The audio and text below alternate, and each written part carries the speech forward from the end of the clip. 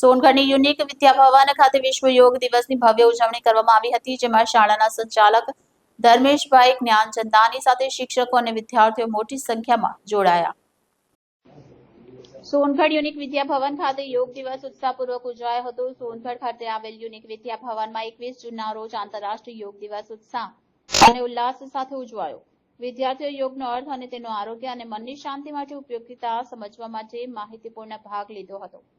વિશેષ રૂપે શાળાના પ્રમુખ અને મેનેજિંગ ડિરેક્ટર શ્રી ધર્મેશ જ્ઞાનચંદાની દ્વારા યોગ અભ્યાસ કરાવવામાં આવ્યો. તેમણે વિદ્યાર્થીઓ અને શિક્ષકોને વિવિધ આસન, પ્રાણાયામ અને શ્વાસ નિયંત્રણની પ્રક્રિયા શીખવી.